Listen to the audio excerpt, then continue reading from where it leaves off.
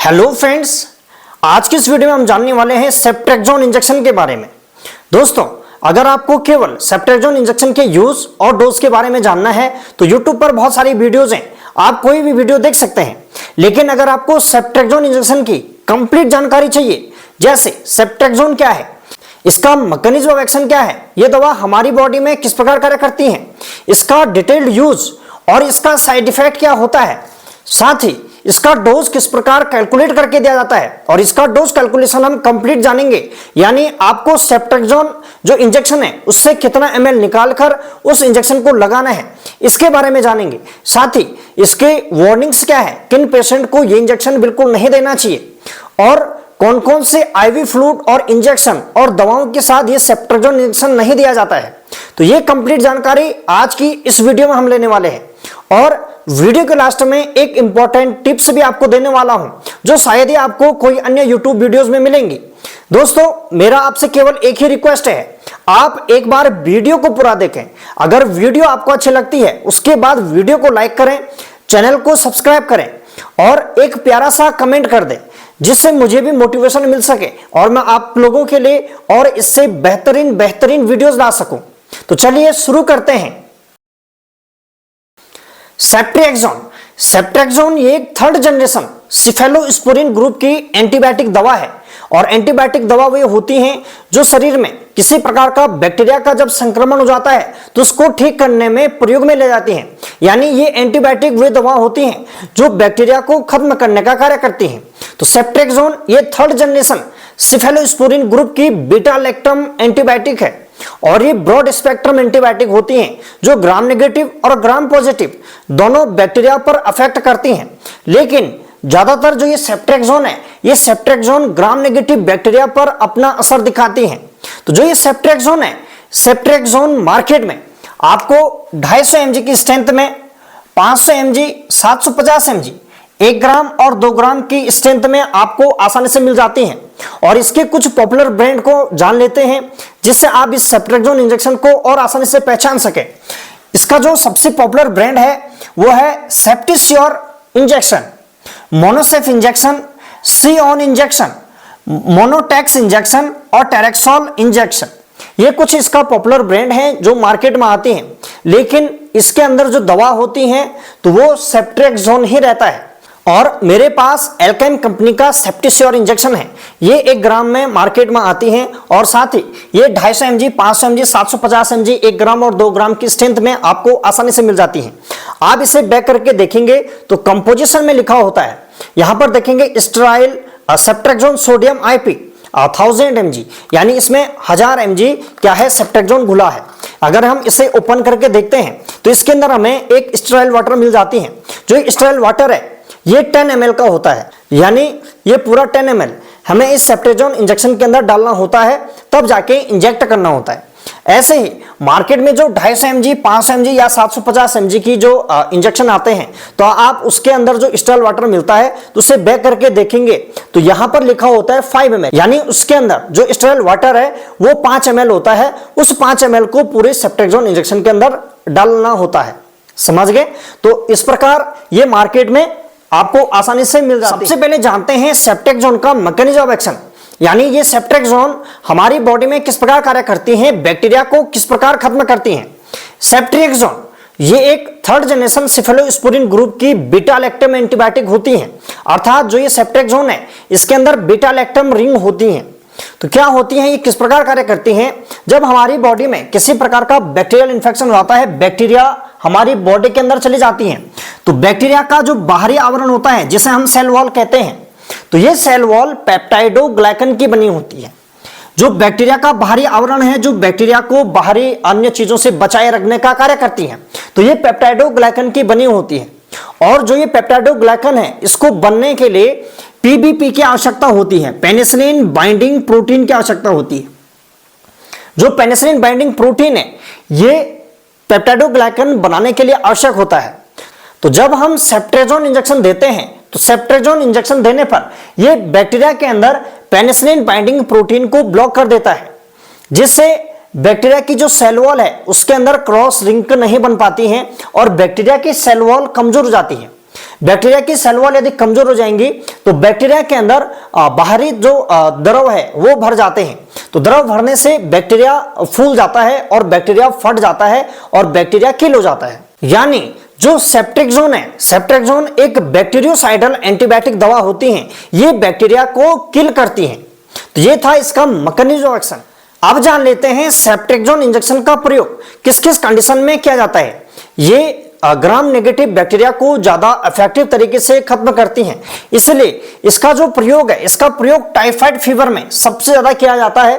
और typhoid fever को आप अच्छे तरीके से जानते हैं, इसके ऊपर मैं वीडियोस भी बनाया हूं, तो आप वीडियो को देख सकते हैं कि टाइफाइड फीवर का इलाज किस प्रकार किया जाता है।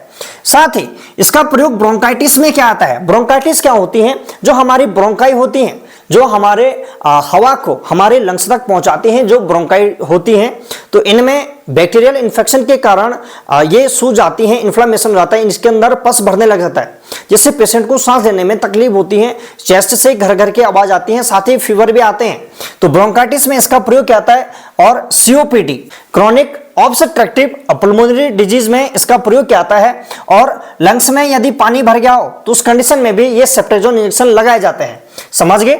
और इंजेक्शन को यूटीआई इन्फेक्शन, अगर यूरिन ट्रैक्ट का किसी प्रकार का इंफेक्शन हो गया हो जिस कारण पेशेंट को यूरिन करते समय जलन होना, काफी तेज दर्द रहता है और बार बार यूरिनेशन की प्रॉब्लम होती है, तो इस कंडीशन में भी ये इंजेक्शन लगाए जाते हैं। साथ ही इस इंजेक्शन का प्रयोग ईयर इन्फेक्शन में क्या आता है, कान के अंदर किसी प्रकार का संक्रमण हो गया हो, बैक्टीरियल संक्रमण हो गया हो जिस कारण कान से पस भी आता है, तो पस आने की कंडीशन में इस इंजेक्शन का प्रयोग किया जाता है और इस इंजेक्शन का बहुत ही अच्छा रिजल्ट देखा गया है। साथ ही इस इंजेक्शन का प्रयोग टूथ इन्फेक्शन, दांत में किसी प्रकार का इन्फेक्शन हो गया हो जिस कारण दांत की जो मसूड़े होते हैं, मसूड़े में स्वेलिंग आ जाती है, तो सूजन को कम करने के लिए, यानी वहां पर जो पस बनता है, तो पस यानी इन्फेक्शन, उस इन्फेक्शन को ठीक करने के लिए इस सेप्ट्रेक्सोन इंजेक्शन का प्रयोग किया जाता है। साथ ही स्किन में किसी प्रकार का बैक्टीरियल संक्रमण हो गया हो तो उस कंडीशन को ठीक करने के लिए भी इस इंजेक्शन का प्रयोग किया जाता है। और स्किन में किसी प्रकार का घाव बन गया हो, कट गया हो और उस स्थान से पस आ रहा हो, इन्फेक्शन हो रहा हो, या टांके लगे हों और टांके वाले स्थान पर पस आ रहा हो, तो उसको सुखाने के लिए भी इस इंजेक्शन का प्रयोग किया जाता है और इस इंजेक्शन का बेहतरीन रिजल्ट देखा गया है। तो इस इंजेक्शन का प्रयोग इन सभी कंडीशन में किया जाता है। साथ ही फोड़ा फुंसी, सामान्य जो फोड़ा फुंसी है उसमें इसका प्रयोग नहीं किया जाता, लेकिन अगर ज्यादा सीवियर फोड़े फुंसी हो गई हो जिस कारण काफी तेज दर्द रहता है और उस स्थान पर पस भी बन गया है, तो पस को सुखाने के लिए यानी इन्फेक्शन को ठीक करने के लिए इस सेप्ट्रेक्सोन इंजेक्शन का प्रयोग किया जाता है। साथ ही बोन और जॉइंट में किसी प्रकार का इन्फेक्शन हो गया हो जिस कारण बोन और जॉइंट में सूजन भी आ जाती है, तो सभी कंडीशन को ठीक करने के लिए इस सेप्ट्रेक्सोन इंजेक्शन का बेहतरीन रिजल्ट देखा गया है। और इस सेप्ट्रेक्सोन इंजेक्शन का प्रयोग सीवियर टॉन्सिलाइटिस में किया जाता है, यानी नॉर्मल जो टॉन्सिल्स होते हैं तो उस कंडीशन में तो इसका प्रयोग नहीं किया जाता है, लेकिन अगर टॉन्सिल्स में पस बन गया हो, काफी तेज दर्द हो रहा हो, पेशेंट को फीवर भी चल रही हो, तो उस कंडीशन में ये सेप्ट्रेक्सोन इंजेक्शन का प्रयोग भी किया जाता है।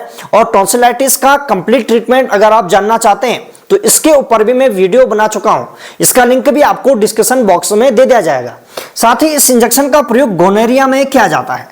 तो इन सभी कंडीशन में इस सेप्ट्रेक्सोन इंजेक्शन का प्रयोग किया जाता है और बेहतरीन इसका रिजल्ट देखा जाता है। अब जान लेते हैं यदि किसी व्यक्ति को ये इंजेक्शन लगे हैं तो क्या क्या साइड इफेक्ट हो सकते हैं। सामान्य जो साइड इफेक्ट है इसमें पेशेंट को नाउजिया हो सकता है, यानी मतली आना और वॉमिटिंग होना, साथ ही चक्कर भी आ सकते हैं।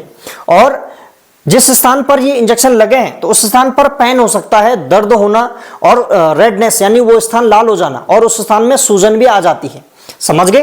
तो ये कुछ साइड इफेक्ट हैं। साथ ही यदि इंजेक्शन लगे हैं तो पेशेंट को डायरिया, हार्ट बर्न, छाती में जलन या चेस्ट में पेन रह सकता है और हेडेक भी हो सकता है और स्किन में एलर्जी भी हो सकती है और ज्यादा सीवियर में डिफिकल्टी इन ब्रीथिंग यानी सांस लेने में तकलीफ हो सकती है।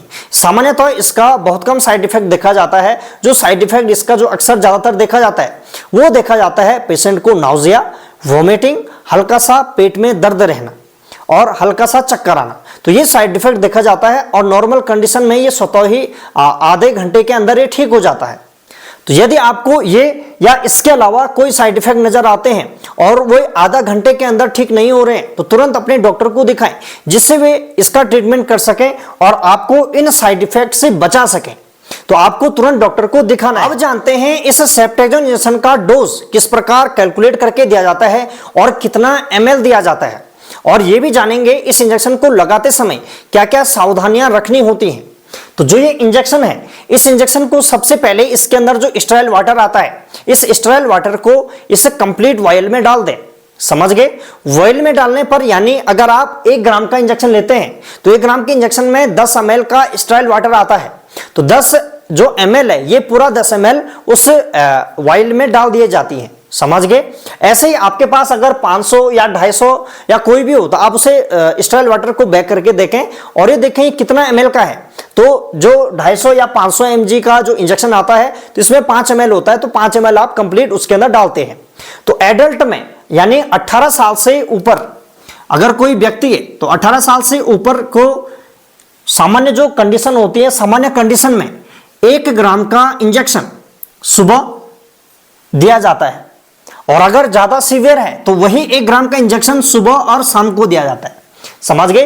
तो यानी 18 साल से ऊपर है और जो कंडीशन है वो नॉर्मल है, तो उस कंडीशन में 1 ग्राम का इंजेक्शन दिन में 1 बार दिया जाता है, और यदि ज्यादा सीवियर है तो दिन में 2 बार भी दिया जा सकता है, यानी पूरे दिन भर में 2 ग्राम का इंजेक्शन हम दे सकते हैं। लेकिन यदि ज्यादा सीवियर कंडीशन है तो ज्यादा सीवियर कंडीशन में पूरे मैक्सिमम डोज यानी पूरे दिन भर में इसको 4 ग्राम का इंजेक्शन पूरे दिन भर में लगाया जा सकता है। यानी अगर 4 ग्राम लगाने की आवश्यकता पड़ती है तो 2 ग्राम का इंजेक्शन सुबह और 2 ग्राम का इंजेक्शन शाम को दिया जाता है। समझ गए? तो यह है इसका डोज। लेकिन इसकी जो मैक्सिमम डोज है वो 4 ग्राम से ज्यादा नहीं देने हैं, यानी पूरे दिन भर में 4 ग्राम से ज्यादा इस इंजेक्शन का प्रयोग नहीं किया जाता है। समझ गए? अब चाइल्ड में किस प्रकार इसका डोज कैलकुलेट किया जाता है, तो 1 साल से ऊपर के जो बच्चे हैं और 18 साल तक या एडल्ट में अगर आप डोज कैलकुलेशन करना आता है तो आप कैलकुलेट कर सकते हैं। तो 1 साल से ऊपर के बच्चों में किस प्रकार दिया जाता है, तो सबसे पहले आपको सेप्टेक्सोन का रिकमेंडेड डोज पता होना चाहिए। तो इसका जो रिकमेंडेड डोज होता है वो होता है 50 to 75 mg पर kg पर डे, यानी पूरे दिन भर में 50 से 75 mg हम 1 किलो के बच्चे को दे सकते हैं। समझ गए? तो इसकी जो सामान्य डोज होगी यानी कम से कम 50 और ज्यादा से ज्यादा अगर आवश्यकता है, सीवियर कंडीशन है तो उस कंडीशन में 75 mg हम 1 kg के बच्चे को दे सकते हैं। समझ गए? तो इस प्रकार यह डोज दिया जाता है। तो हम इसका जो सामान्य डोज लेते हैं वो लेते हैं 50 mg, यानी नॉर्मल कंडीशन अगर होगी तो 50 mg पर kg पर डे के हिसाब से हम 1 किलो के बच्चे को देंगे। समझ गए? तो देखिए हम थोड़ा सा एग्जाम्पल के रूप में इसे समझते हैं। माना मैं 20 kg के बच्चे को सेप्टेक्सोन इंजेक्शन देना चाहता हूं और मुझे सेप्टेक्सोन इंजेक्शन देना है, तो इसका रिकमेंडेड डोज मैंने बताया 50 mg। यहां पर डॉक्टर पेशेंट की कंडीशन को देखते हुए एडजस्ट करते हैं कि 50 mg देनी है, 60 देनी है या 75 देनी है। समझ गए? लेकिन जो सामान्य डोज होगी वो 50 mg है। समझ गए? तो 20 kg के बच्चे को अगर मुझे सेप्टेक्सोन इंजेक्शन देना है तो कितना ml देना है, तो देखिए सबसे पहले 20 kg के बच्चे को हमने ये दवा देनी है तो इसका रिकमेंडेड डोज कितना है, यानी 50 mg है। तो 1 किलो के बच्चे को 50 mg देंगे तो 20 किलो के बच्चे को कितना देंगे, तो मल्टीप्लाई करेंगे ना, तो ये इसका आंसर आएगा हमारा 1000 mg, यानी 20 kg के बच्चे को हम सेप्टेक्सोन इंजेक्शन 1000 mg दे सकते हैं। लेकिन ये जो 1000 mg है ये पूरे दिन भर की डोज है, यानी पर डे। तो यानी अगर हम इसे सुबह शाम देना है तो सुबह शाम देंगे तो इसको हम 2 से डिवाइड कर देंगे। तो डिवाइड करेंगे तो 500 mg, 500 mg बच्चे को सुबह और 500 mg शाम को देंगे। तो समझ गए? यानी 20 kg के बच्चे को हम 500 mg सेप्टेक्सोन इंजेक्शन सुबह और 500 mg शाम को दे सकते हैं। सामान्य कंडीशन है तो दिन में 1 बार केवल 500 mg दे सकते हैं। ज्यादा सीवियर कंडीशन है तो सुबह शाम दे सकते हैं। यहां पे आपके पास अगर सेप्टेक्सोन 500 mg का इंजेक्शन है तब तो आप डायरेक्ट पूरा इंजेक्शन लगा दें। लेकिन अगर आपके पास सेप्टेक्सोन 500 mg का इंजेक्शन अवेलेबल नहीं है, आपके पास 1 ग्राम का इंजेक्शन है, तो किस प्रकार उस 1 ग्राम इंजेक्शन में से हम 500 mg दवा निकाल कर देंगे।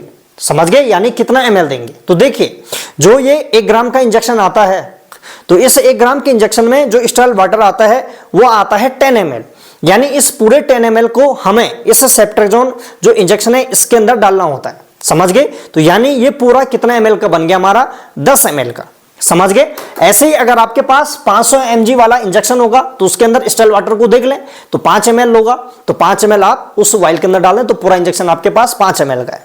समझ गए, तो यानी जो ये सेफ्ट्रेक्सोन इंजेक्शन है ये अब 10 ml का हो गया। समझ गए। अब इसमें से इसे 10 ml में से हमने 500 mg हमने दवा निकाल कर देनी है, तो कितना ml निकाल के देंगे।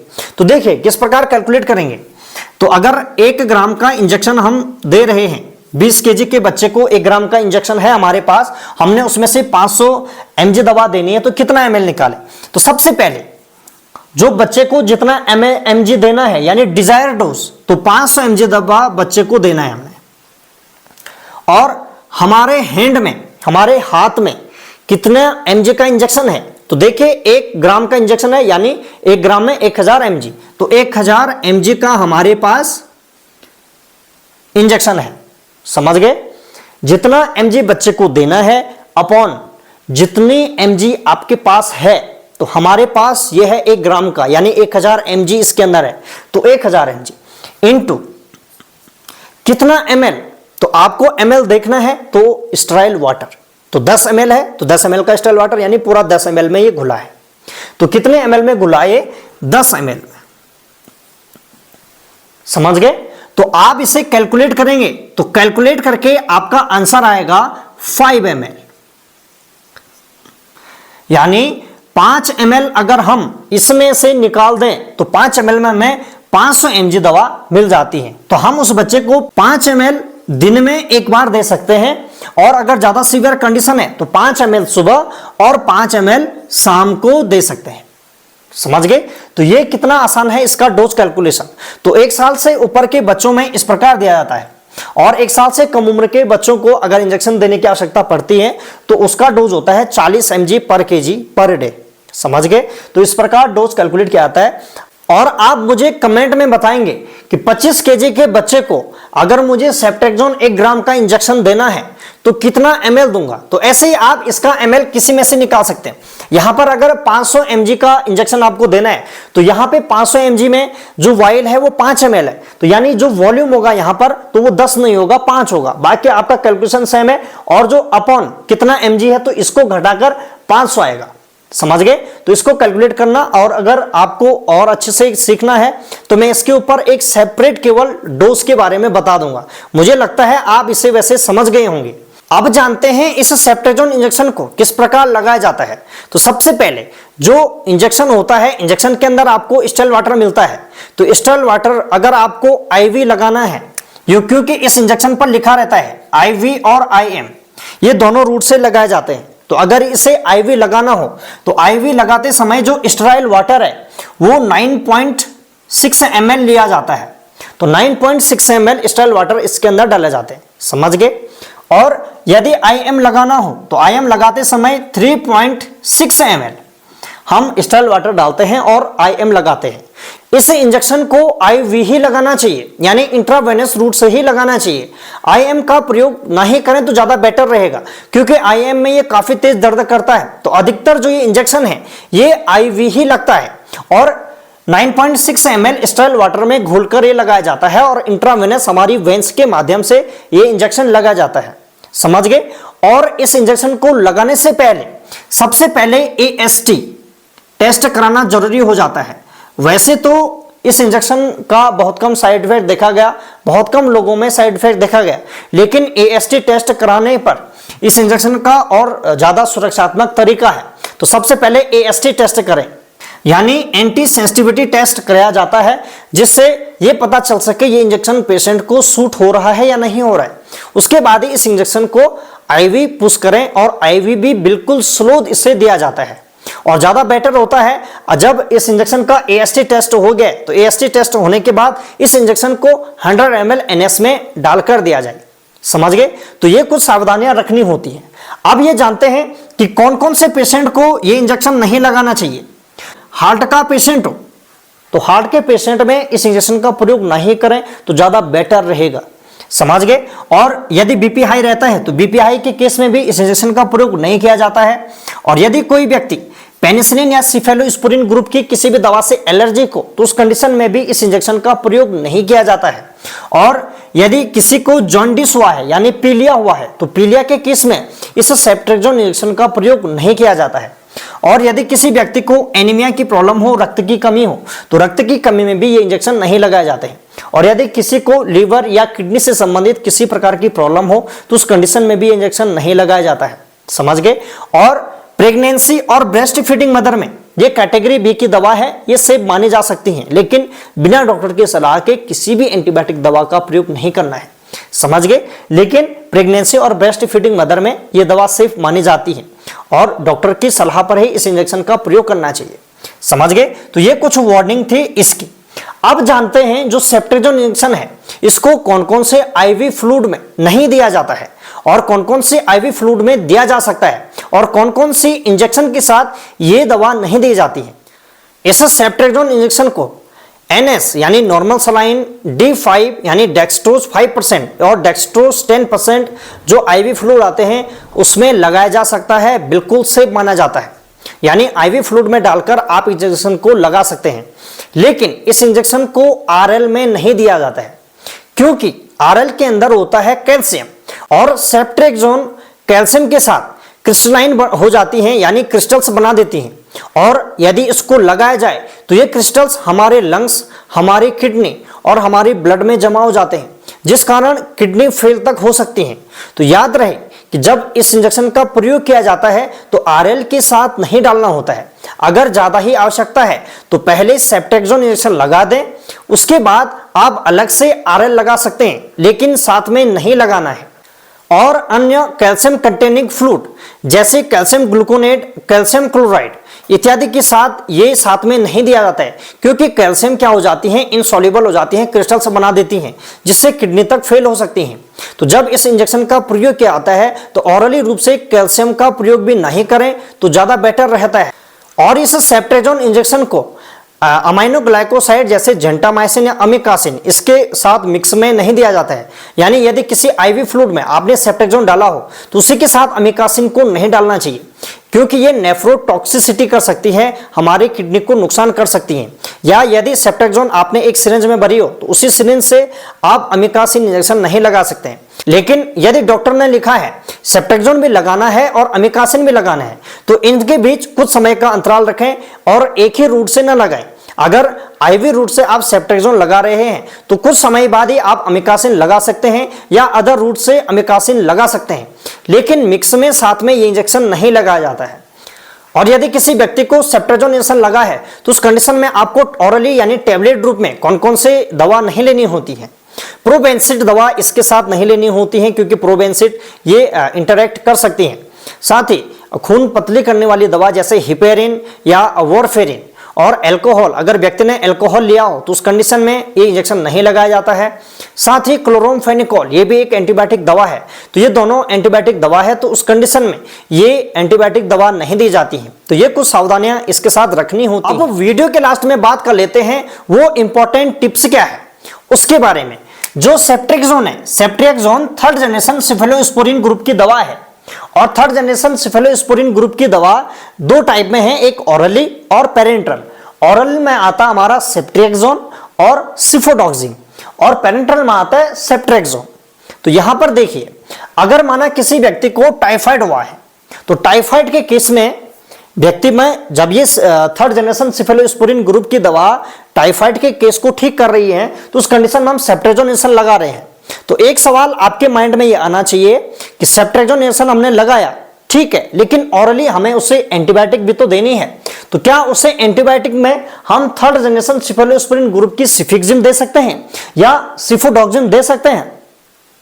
क्यों? क्योंकि ये टाइफाइड में अच्छा काम कर रही है। तो पेरेंटल इंजेक्शन हमने सेफ्ट्रेक्सोन लगा दिया और ऑरली हमने सिफेक्सिम दे दिया, एंटीबायोटिक दवा दे दी, इसके साथ अदर फीवर की दवाइयां डाल दी, तो क्या पेशेंट ठीक हो जाएगा? तो इसका आंसर है नहीं। क्यों?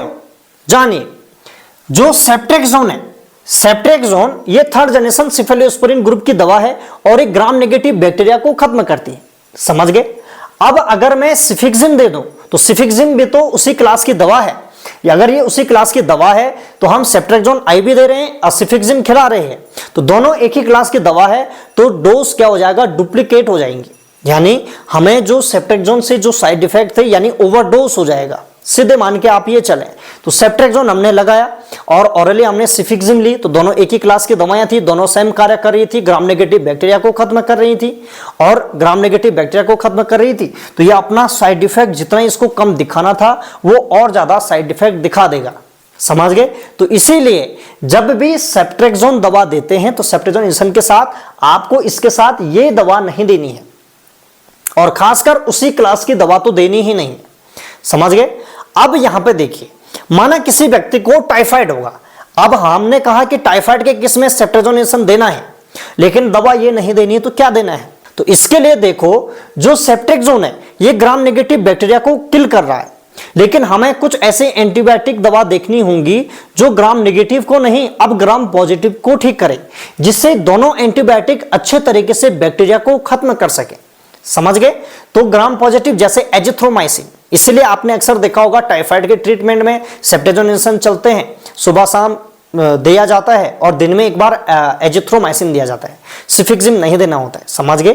तो यहां पे हम सिफिक्सिम नहीं देंगे, यहां पर एजिथ्रोमाइसिन देंगे, जिससे ग्राम नेगेटिव और ग्राम पॉजिटिव दोनों बैक्टीरिया आसानी से किल हो सके और पेशेंट आसानी से ठीक हो सके। तो इस प्रकार जो सेफ्ट्रेक्सोन है, तो सेफ्ट्रेक्सोन का जो स्पेक्ट्रम है वो पूरा हो जाता है। अब एक एग्जांपल और लेते हैं, जैसे स्किन में इंफेक्शन हो गया, घाव बन गए, फोड़े फुंसी हो गए, या किसी सर्जरी हुई हो, पसारा हो, तो उस कंडीशन में सेफ्ट्रेक्सोन देंगे, लेकिन इसके साथ ये दवा नहीं। सेफ्ट्रेक्सोन के साथ जैसे ज्यादातर एमोक्सिसिलिन दिया जाता है। तो एमोक्सिसिलिन क्या करती है, ये ग्राम पॉजिटिव बैक्टीरिया के प्रति ज्यादा इफेक्टिव होती है, इस कारण ये इसका स्पेक्ट्रम पूरा होता है और जिससे जल्दी से जल्द पस खत्म हो सके। समझ गए।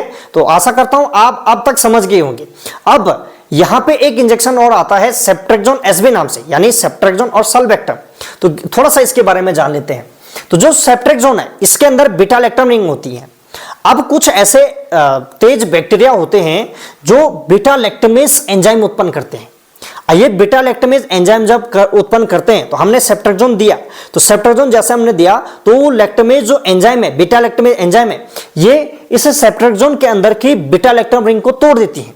अगर इसने इसको तोड़ दिया तो जो हमारा ये सेफ्ट्रेक्सोन इंजेक्शन है ये बैक्टीरिया के प्रति निष्क्रिय हो जाता है, ये कार्य नहीं करती है।